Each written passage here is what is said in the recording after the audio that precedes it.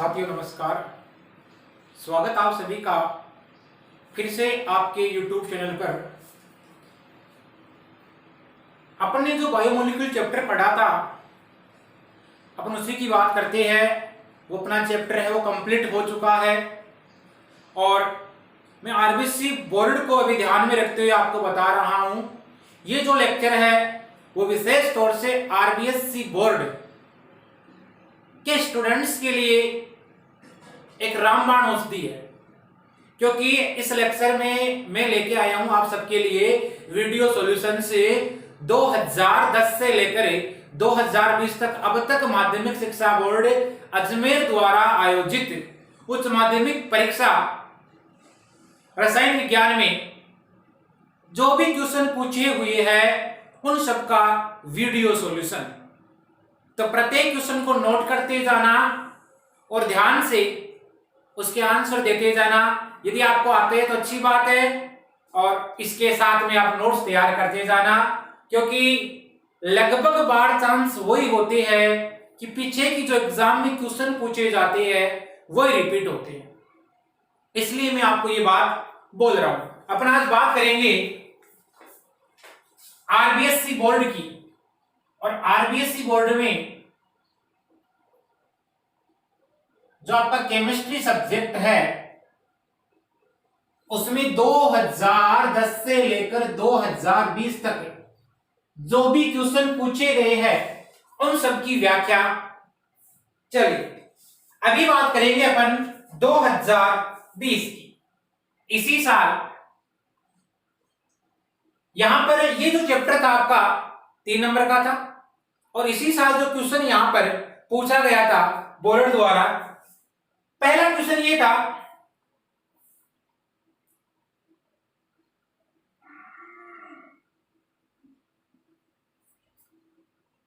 कि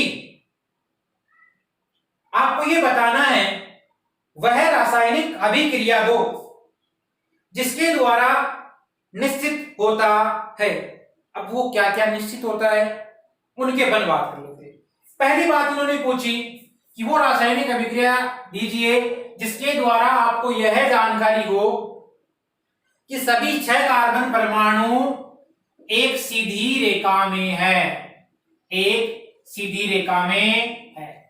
इसके दो थे, तो इसका पहला था, इसका आंसर बता रहा हूं। आपको पता होगा मैंने जहां पर इसकी रासायनिक अभिक्रिया करवाई थी वहां पर मैंने बोला था कि ग्लूकोज होता है, इसको ऐसे लिखा जा सकता है, और इसकी रिएक्शन जब करवाई जाती है रेड फास्फोरस के साथ में और HI के द्वारा करवाई जाती है, तो ये क्या कर देता है आपका जो ग्लूकोज है इसमें जो एल्कोहलिक समूह है चाहे एल्डिहाइड समूह है, जो भी ग्रुप आपके प्रेजेंट है उन सबको वो कन्वर्ट कर देता है, किसमें एल्केन में कन्वर्ट कर देता है, जिसके द्वारा यहां पर आपको प्राप्त होता है एन हेक्सेन। मैंने आपको वहां पर ये भी बोला था कि ये क्वेश्चन एक बार आईआईटी में आया हुआ है। यदि आपके ध्यान में है वीडियो लेक्चर्स आपने अच्छे से देखे है, और इसके साथ में एक कंपाउंड और बनता है जिसको आप बोलते हो 2-आइडोहेक्सेन कहते हो। अपना क्वेश्चन यहां से निकल के आ गया कि यहां से आपको यह पता लग जाएगा कि सभी 6 कार्बन परमाणु एक सीधी श्रृंखला में जुड़े हुए हैं। अगला क्वेश्चन था वह रिएक्शन आपको बतानी थी जिसमें क्या उपस्थित हो, आपका कोई एल्डिहाइड ग्रुप उपस्थित हो, तो कोई एक रिएक्शन बता देते। चलो इसी की रिएक्शन अपन देख लेते हैं।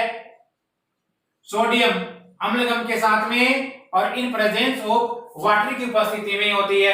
आपको पता है क्या बनता है इसके द्वारा, सार्बिटोल का निर्माण होता है। और सार्बिटोल का निर्माण कैसे होता है, क्योंकि आपका जो एल्डिहाइड समूह है वो एल्कोहलिक समूह में कन्वर्ट हो जाता है, एल्डिहाइड समूह है एल्कोहलिक समूह में कन्वर्ट हो जाता है, और इसके द्वारा बनने वाला जो कंपाउंड है इसको आप क्या बोलोगे, सार्बिटोल बोलोगे। तो ये तो पहला था इसका और ये दूसरा था।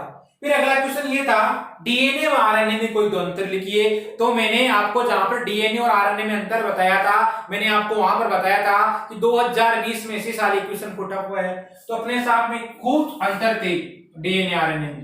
डीएनए का पूरा नाम क्या होगा, deoxy ribose nucleic acid. RNA का पूरा नाम क्या होगा, राइबोज न्यूक्लिक एसिड। चलिए डीएनए की शुगर की बात कर लेते हैं। तो डीएनए में पाई जाने वाली शर्करा कौन सी थी? 2-डीऑक्सीराइबोज शर्करा थी। आरएनए में पाई जाने वाली शर्करा कौन सी थी? राइबोज शर्करा थी। फिर अपन ने देखा था कि इसमें जो क्षार होते हैं वो एटीसीजी होते हैं और यहाँ पर थायमिन नहीं पाया जाता। थायमिन के स्थान पर क्या पाया जाता है? यूरेसिल पाया जाता है। बात करें इनकी मोलिकुलर वेट की तो इनका मोलिकुलर वेट ज्यादा होता है अणुभार, और इनका अणुभार कम होता है। फिर अपन ने बात की थी यहाँ पर कि डीएनए का कार्य क्या होता है? लक्षणों को एक पीढ़ी से दूसरी पीढ़ी में स्थानांतरित करने का कार्य करता है, जबकि ये किसका कार्य करता है? आपका प्रोटीन संश्लेषण का कार्य करता है। चलिए अगला क्वेश्चन, क्या होता है जब ग्लूकोज आपका ब्रोमीन वाटर के साथ में क्रिया करता है और उसकी आपको रिएक्शन भी लिखनी थी? चलिए देखते हैं। ग्लूकोज यदि रिएक्शन करे आपके ब्रोमीन वाटर से तो अपन उसकी बात कर लेते हैं कैसे बनता है, क्या बनता है। देखो मैंने बताया था आपको जहां पर केमिकल रिएक्शन करवाई थी कि आपका जो ग्लूकोज होता है वो यदि रिएक्शन कर लेता है किसके साथ में? ब्रोमीन और वाटर के साथ में।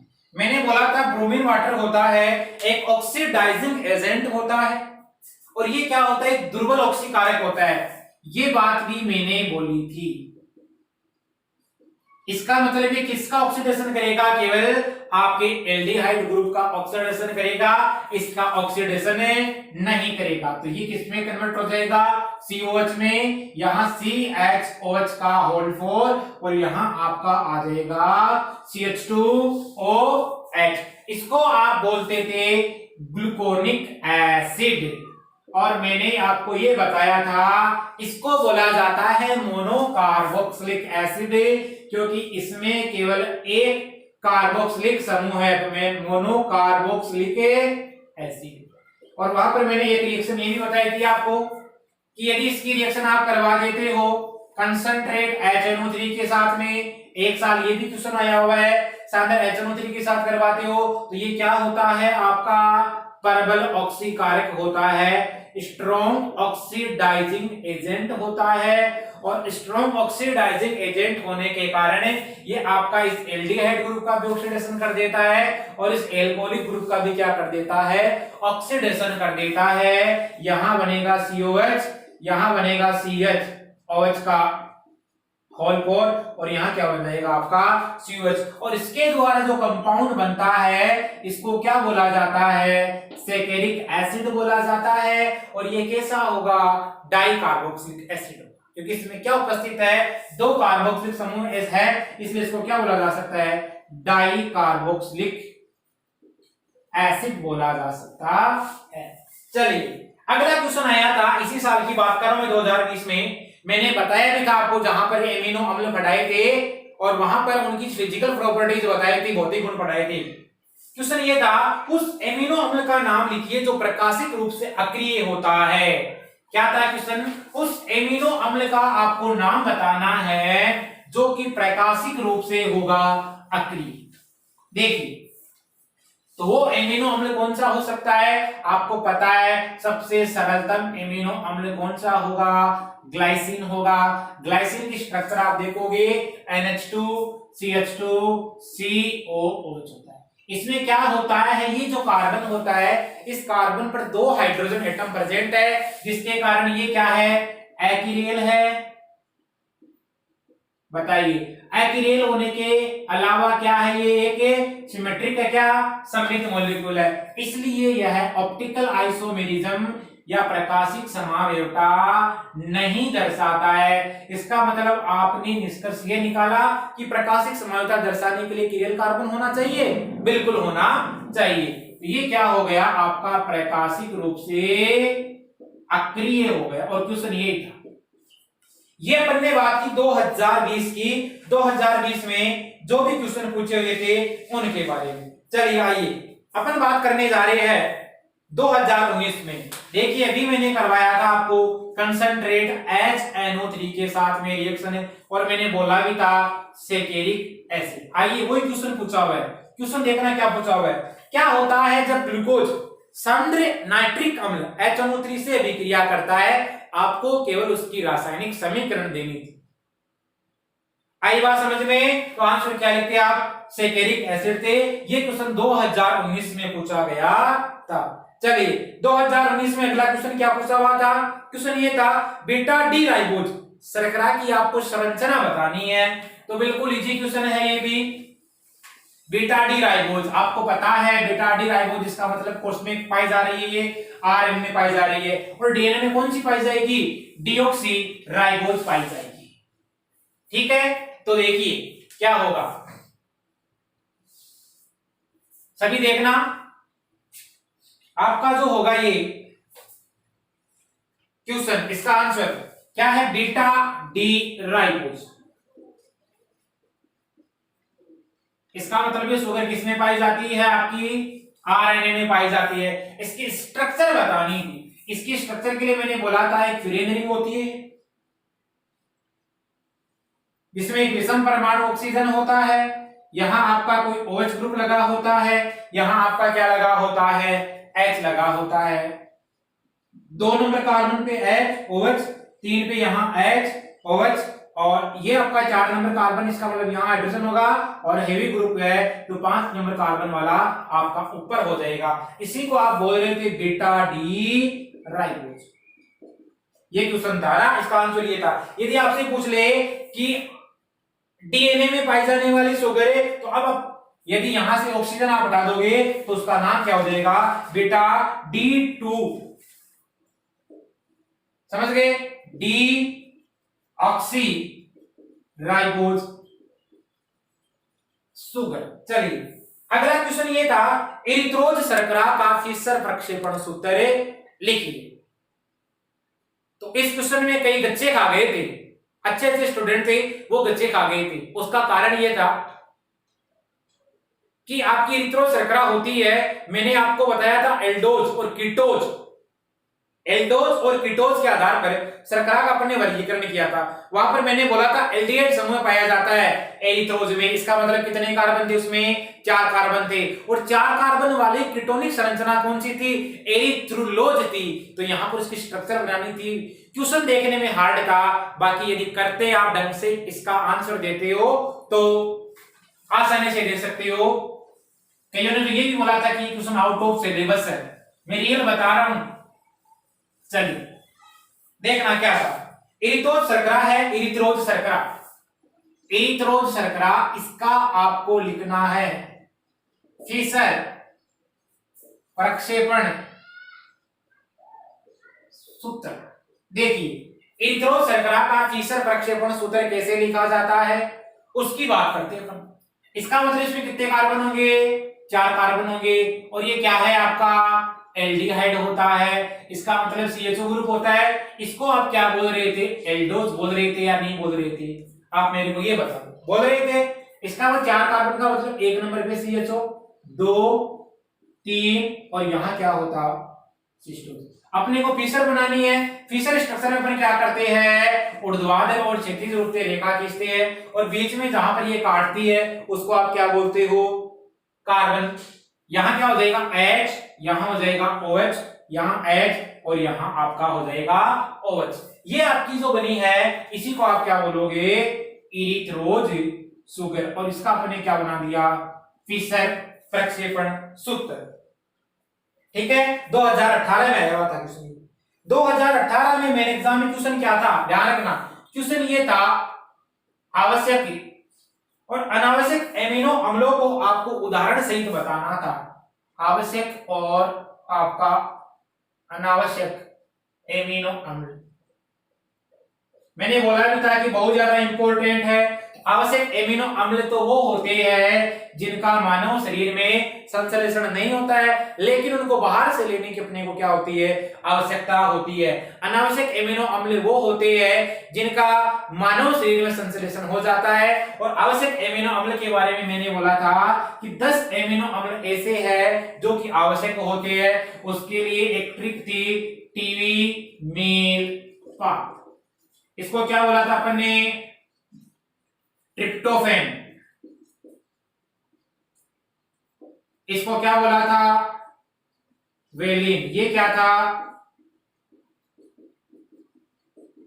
मिथियोनिन। ये क्या था आपका? आई का मतलब है आइसोल्यूसिन। ये क्या था? ल्यूसिन था। इसको क्या बोल सकते थे? लाइसिन बोल सकते थे।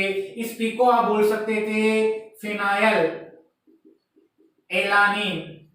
ये ए क्या है आपका? आर्जिनिन। अब देखो यहां पर ट्रिप्टोफेन आ गया, इसका मतलब ये क्या हो जाएगा आपका? थ्रियोनिन हो जाएगा। और एच क्या हो गया आपका? एस्ट्रेडिन। इसके अलावा जितने भी बच गए वो सब किस में आ गए? अनावश्यक एमिनो अम्लों में आ गए। यहां पे लिख सकते थे आप, जैसे ग्लाइसिन है आपका, इसके अलावा आपका प्रोलिन है, इसके अलावा आपका सिस्टीन है। ये सब किस में आ जाते हैं? फिर बच गए जो अनावश्यक एमिनो अम्लों में आ जाते हैं। मैंने बताया था 20 प्रकार के एमिनो अम्ल पाए जाते हैं जो कि विभिन्न प्रकार के प्रोटीन का क्या करते हैं? वो संश्लेषण करते हैं। ठीक है, अगला क्वेश्चन 2018 में आया था और ये पैराग्राफ में क्वेश्चन था। पैराग्राफ आता है आपके और पैराग्राफ से आपको क्या लिखना होता है? आंसर लिखना होता है। लेकिन पैराग्राफ तो वो बेवकूफ बनाने के लिए दिया जाता है, उसमें वास्तव में कुछ छिपी हुई चीजें नहीं होती है। हाँ, वहां से आपको आइडिया निकालना होता है क्वेश्चन के आंसर का। जैसे आप ये आता है ना इंग्लिश में, और वैसे पैराग्राफ नहीं आता है, केवल पैराग्राफ आता है, उससे दाएं बाएं की चीजें दे दी जाती है, फिर आपसे पूछा जाता है। इसके लिए आप पीछे का पेपर उठा के देखना, मैंने डायरेक्ट वहां से क्वेश्चन उठाया। ये क्वेश्चन था प्रोटीन के विकृतीकरण को आपको समझाना है। 2018 में आया हुआ क्वेश्चन। आपको जानते हो मैंने बोला था कि प्रोटीन है उसकी संरचना की में परिवर्तन हो जाता है। कब? जब आप क्या करते हो, उसके ताप है, उसके दाब है, उसके पीएच है, उसकी कंसंट्रेशन आदि में क्या करते हो? परिवर्तन करते हो। और परिवर्तन करने के कारण इस प्रोटीन की जैविक सक्रियता क्या हो जाती है? नष्ट हो जाती है। और जैविक सक्रियता नष्ट हो गई, इसका मतलब ये क्या है? आपका प्रोटीन का विकृतीकरण है। अगला क्वेश्चन, सुक्रोज एक अनपचयी शर्करा है, समझाना था। क्वेश्चन क्या था? ये आया हुआ था 2018 और सप्लीमेंट्री एग्जाम की बात कर रहा हूं मैं। सप्लीमेंट्री एग्जाम में पैराग्राफ था। ये क्वेश्चन क्या था? सुक्रोज एक अनपचयी शर्करा है। सुक्रोज क्या है आपकी? अनपचयी शर्करा, नॉन रिड्यूसिंग एजेंट है। तो एक तो आपको ग्लाइकोसाइडिक बॉन्ड वाला आंसर दे सकते थे, एक यहां से आपका यदि करेक्ट आंसर आपको लिखना है इसका। तो देखो अनपचयी शर्करा वो होती है जो क्या क्या नहीं दर्शाती? परिवर्ती ध्रुवण घूर्णन नहीं दर्शाती या नहीं प्रदर्शित करती, किसी प्रकार की प्रॉब्लम। चलिए दूसरी पर बात करेंगे। ये तो ये हो गया। इसके अलावा वो हाइड्रोक्सिल एमीन के साथ क्रिया नहीं करती। इसका मतलब हाइड्रोक्सिल एमीन के साथ ही क्रिया करेगा तो ऑक्साइन बनाता था, ये क्रिया नहीं करेगा। इसके अलावा फेनिल हाइड्रोजन के साथ ओसाजोन का निर्माण भी यहां नहीं होता था। इसके अलावा फेलिंग विलियन है आपका और आपका टोलेन रिएजेंट है, उनका क्या करना? अपचयन करना, यानी ये भी नहीं कर पा रहे थे। यदि ये काम यदि हो जाते हैं, इसका मतलब वो शुगर कैसी है? रेड्यूसिंग शुगर है, आपकी अपचायक शर्करा है। चलिए अगला क्वेश्चन ये था, एनोमर से आप क्या समझते हो? आपको एग्जाम्पल बताना था। एनोमर से क्या समझते हो? एग्जाम्पल बताना था। तो मैंने बोला था कि ग्लूकोज की जब आप स्ट्रक्चर देखते हो तो उसकी अल्फा और बीटा स्ट्रक्चर देखोगे तो उसका जो एक नंबर कार्बन था, C1 कार्बन था, उस C1 कार्बन पर H और OH था, उसके विन्यास में क्या आती है? भिन्नता आती है। ये क्वेश्चन है आपका पूछा हुआ 2018 सप्लीमेंट्री एग्जाम की बात कर रहा हूं, 2018 सप्लीमेंट्री। उसके लिए आपको ग्लूकोज की स्ट्रक्चर आनी चाहिए थी, पायरिनोज स्ट्रक्चर। आई बात समझ में? ये यहां पर अल्फा में क्या होगा? HOH, 2 नंबर कार्बन पे HOH, 3 नंबर पे OH, फिर आपका H, फिर आपका 4 पे HOH। यहां क्या था आपका?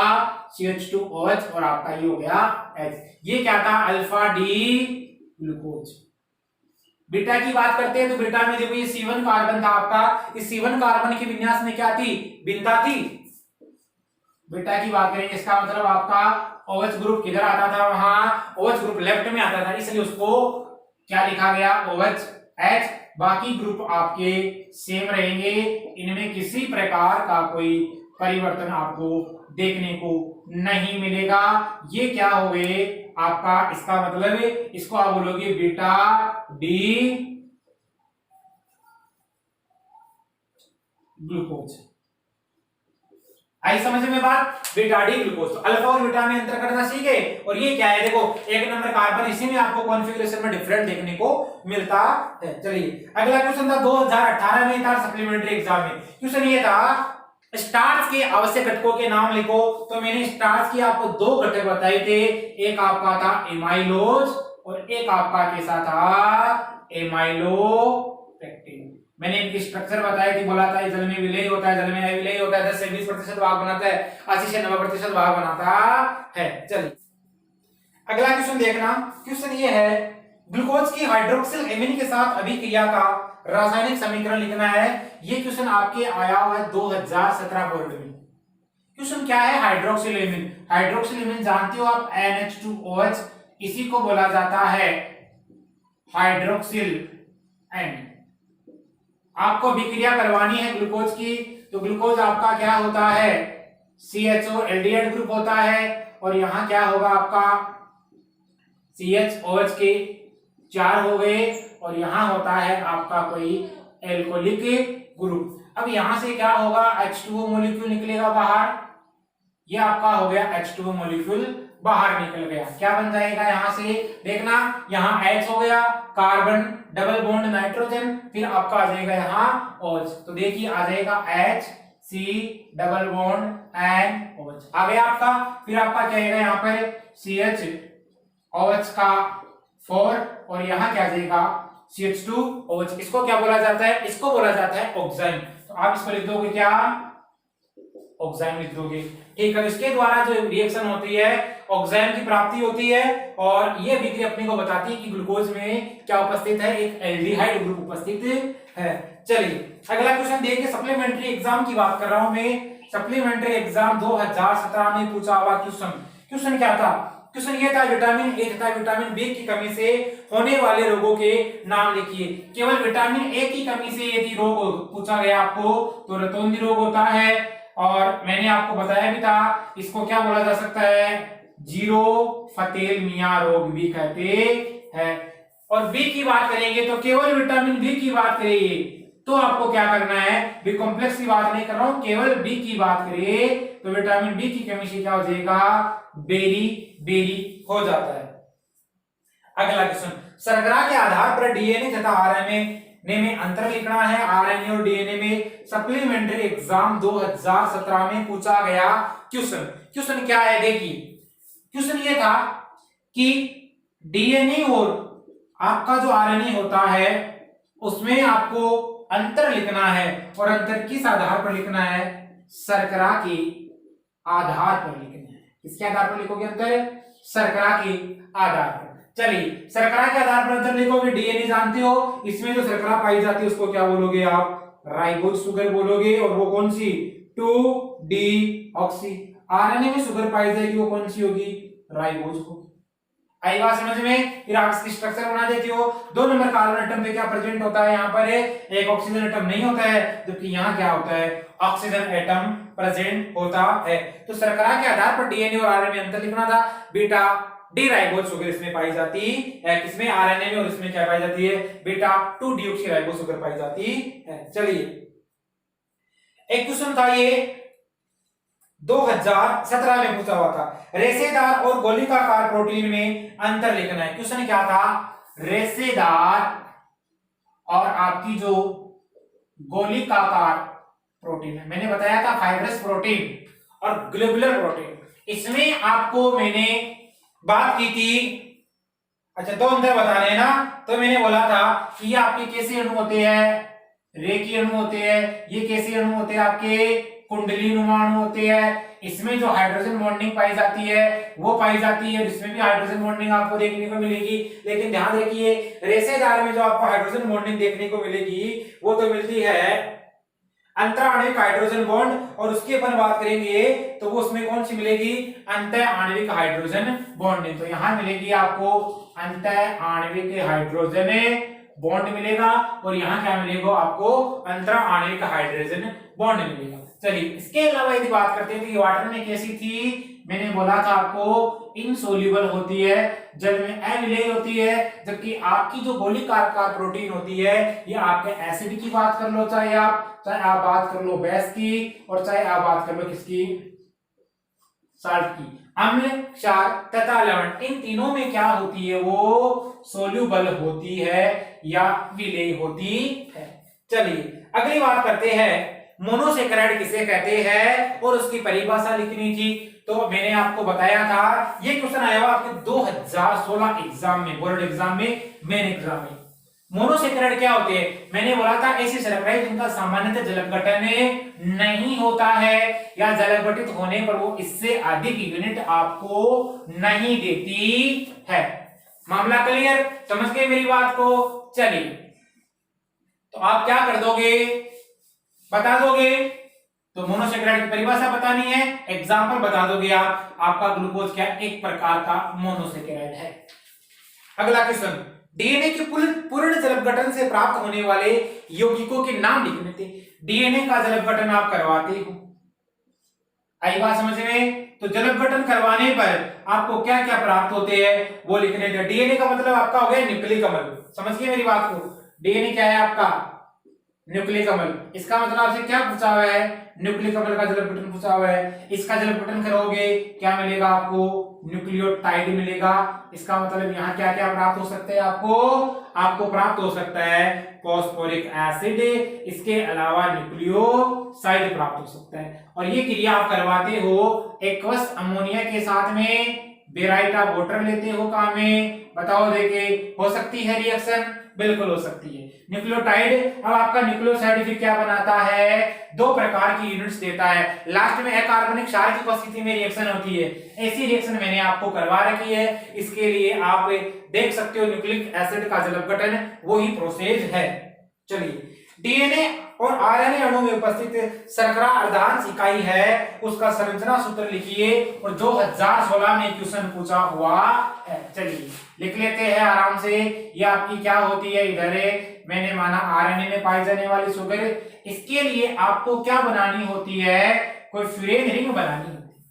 समझ गए मेरी बात को, फ्यूरेन रिंग है, इसका मतलब यहाँ पर क्या होता है आपका OH होता है, यहाँ आपका H होता है, यहाँ क्या होगा H होगा, यहाँ OH होगा, यहाँ आपका H होगा, यहाँ क्या होगा आपका OH होगा। यहाँ जब आप देखोगे तो आपको दिखेगा CH2OH और यहाँ दिखेगा आपको H। इसका मतलब ये किसमें पाई जा रही है शुगर, आरएनए में। आरएनए में पाई जाने वाली शुगर को क्या बोलोगे, राइबोज शुगर। इसका नाम क्या दे दोगे आप, राइबोज शुगर। बताओ यहां तो किसी प्रकार की कोई समस्या नहीं है मेरे हिसाब से, तो ठीक है। इसको बोला जाता है बीटा डी राइबोज। अब यदि आप बनाते हो डीएनए में पाई जाने वाली शुगर है, तो 2 नंबर जो आपका कार्बन एटम है उस पर आपको एक ऑक्सीजन एटम कम देखने को मिलता है। ऑक्सी का मतलब ऑक्सीजन की यहाँ पर कमी है, इस तभी इसको डीऑक्सी बोला गया है। तो क्या कर दोगे, यहाँ पर H और यहाँ H, यहाँ हो गया आपका H OH, यहाँ OH हो गया, यहाँ आपका H हो गया, और यहाँ पर हेवी ग्रुप CH2OH और ये H। इसको बोला जाता है beta D2 deoxyribose sugar.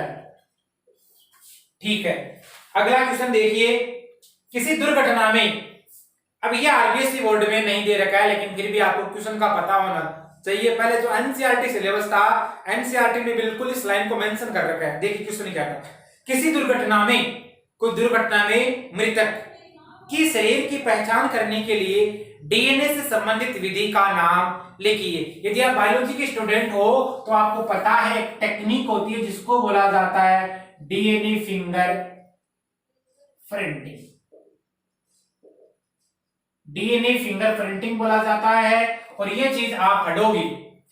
DNA finger printing में क्या होता है, जैसे रक्त वगैरह उसका नमूना लिया जाता है और यह खोज की जाती है। जैसे आजकल आप देखते हो किसी अनुवांशिक या पिता की या माता की पहचान करनी हो, तो वहां पर ये जो टेक्निक है डीएनए फिंगर प्रिंटिंग टेक्निक, इसी का यूज किया जाता है। चलिए आगे बात करते हैं अपन। अगला क्वेश्चन 2015 में आया हुआ है क्वेश्चन, प्रोटीन का विकृतीकरण। तो ये मैंने आपको पहले इसी लेक्चर में बता दिया है, तो यहां से कोई किसी प्रकार की दिक्कत नहीं आनी चाहिए। चलिए अगला क्वेश्चन, वह अभिक्रिया लिखो जिसमें ग्लूकोज में कार्बोनिल समूह की उपस्थिति होती है। किसकी उपस्थिति होती है? कार्बोनिल समूह की उपस्थिति होती है। इसका मतलब ग्लूकोज की अभिक्रिया आप करवा सकते हो किसके साथ में? HCN के साथ करवा सकते हो, हाइड्रोजन साइनाइड के साथ करवा सकते हो, हाइड्रोक्सिल एमीन के साथ करवा सकते हो। चलिए देख लेते हैं। हाइड्रोक्सिल एमीन के साथ अपन ने भी देखा था क्या बन रहा था? ऑक्साइड बन रहा था। लेकिन अपने कार्बोनिल समूह है उसकी ओर बात कर लेते क्योंकि कई चीजें वीडियो से जुड़े हैं, इसलिए उसकी बात कर लेते हैं अपन। देखो क्या होगा, यहाँ पर CHO होगा, यहाँ होगा आपका CHOH का होल 4 और यहाँ क्या होता है? CH2OH। इसकी अभिक्रिया जब करवाते हैं HCN के साथ में तो आपको पता है कि आपका ये जो साइनाइड है इस पर नेगेटिव होता है और इस कार्बन पे जाके अटैक करेगा तो ये जो इलेक्ट्रॉन है आपका पाई बॉन्ड है वो ऑक्सीजन की तरफ शिफ्ट हो जाएगा। अब यहाँ पर क्या बनेगा? और ये यहाँ से जो H+ है इस O- के साथ में बॉन्ड बनाता है और आपका एक इंपॉर्टेंट कंपाउंड बनता है जिसको आप बोलते हो साइनोहाइड्रिन। चलिए क्या लिख दोगे यहाँ पर?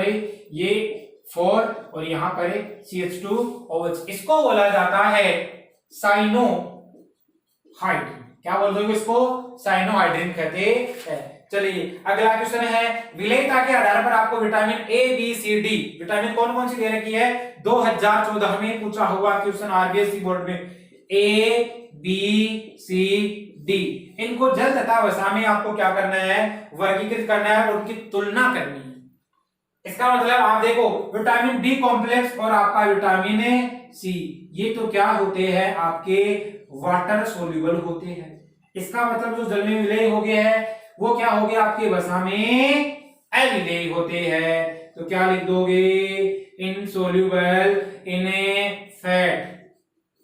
और ये A और D आपके क्या होते हैं? ये दोनों हो जाएंगे वाटर में इनसोल्यूबल। अब जो वाटर में इनसोल्यूबल होते हैं इसका मतलब वो फैट में क्या हो जाएंगे? सोल्यूबल हो जाते हैं। चलिए अगले क्वेश्चन की बात करते हैं। मोनोसेकेराइड क्या होते हैं? 2014 में पूछा हुआ क्वेश्चन है और अभी अपन ने बात भी की थी मोनोसेकेराइड क्या होते हैं।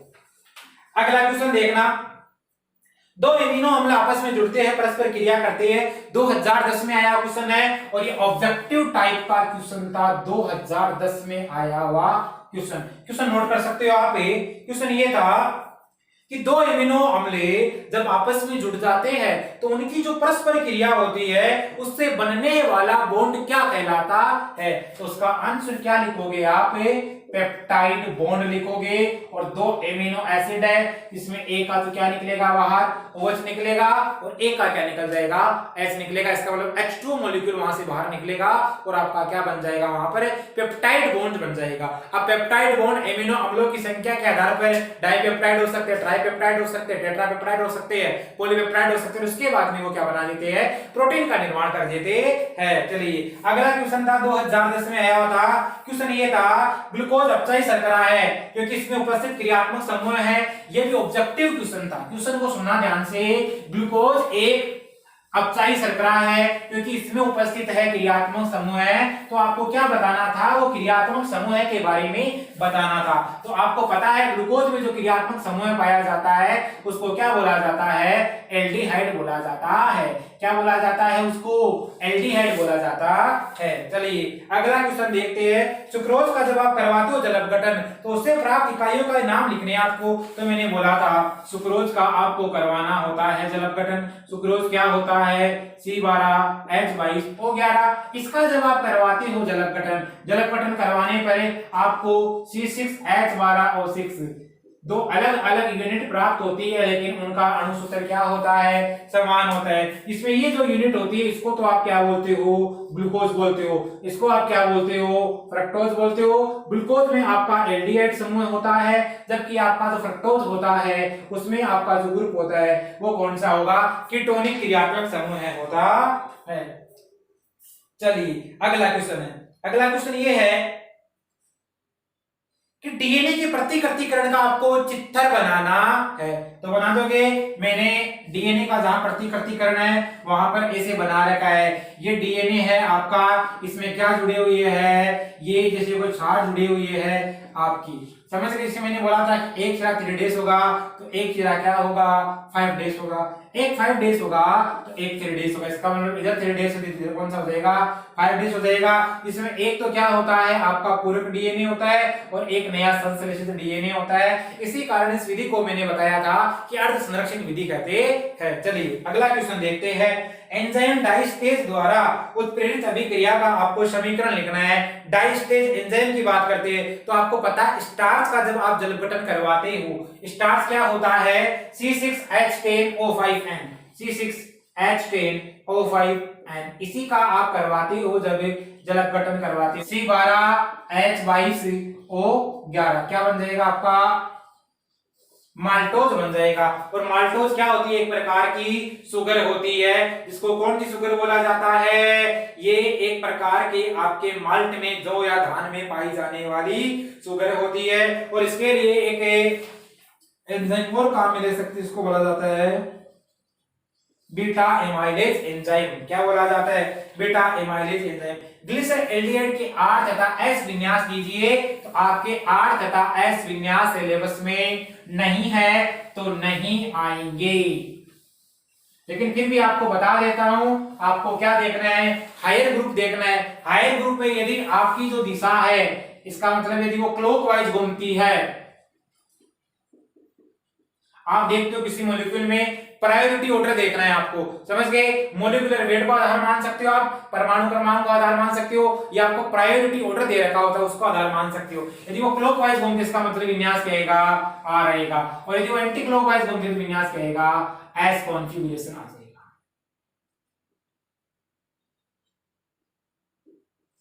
चलिए अगला क्वेश्चन, डीएनए और आरएनए मुख्य अंतर बताने हैं 4, 2010 में आया क्वेश्चन है, बिल्कुल आप बता दोगे। अगला क्वेश्चन क्या है, सुक्रोज एक अनवक्षयी शर्करा है क्यों, 2013 में आया क्वेश्चन है, बता दोगे। अभी पीछे अपन ने किया था। जैव अणु क्या है, जैव अणु की परिभाषा पूछ ली थी, एक बार कब पूछी थी 2011 में पूछी थी। तो आपको पता है जैव अणु है वो एक प्रकार के जटिल कार्बनिक पदार्थ होते हैं। क्या होते हैं, जटिल कार्बनिक पदार्थ होते हैं, जो क्या होते हैं आपके सजीव होते हैं या सजीव कोशिका होती है, उन सब में क्या होंगी वो विद्यमान होते हैं और उनकी जैविक क्रिया को संपादित करने का कार्य करते हैं। चलिए अगला क्वेश्चन है, परिवर्तित ध्रुवण घूर्णन क्या है। तो मैंने बताया था कि किसी विलयन में, जिसको आप म्यूटा रोटेशन भी बोलते हो,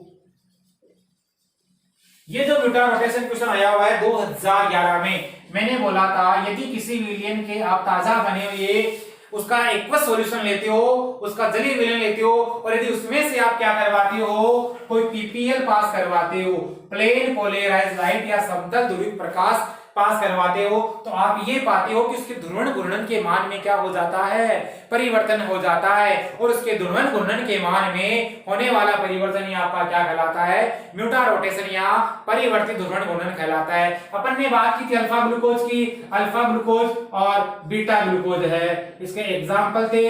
मैंने बोला था 112 डिग्री से वो 52 डिग्री पे आके स्थिर होता है। इसी प्रकार बीटा ग्लूकोज में क्या होगा, प्लस 19 डिग्री होता है, वो बढ़ते बढ़ते कहां तक स्थिर हो जाता है, 52 डिग्री पर जाकर स्थिर हो जाता है। चलिए अगला क्वेश्चन, ग्लूकोज के अल्फा तथा बीटा समयोगी पायरिनोज संरचनाओं को हार्वर्ड स्ट्रक्चर द्वारा बतानी थी। तो मैंने जहां पर आपको एनोमर बताया इस चैप्टर में 2011 में आया क्वेश्चन था, वहीं से आपको इसका क्या बताना था, आंसर बताना था।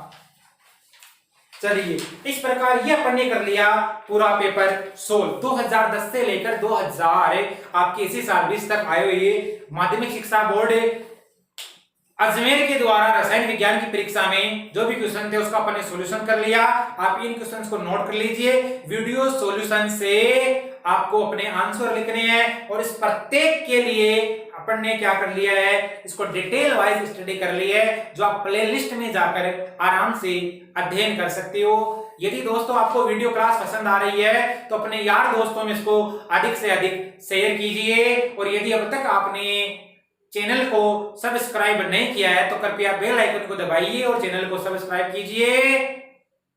थैंक्स।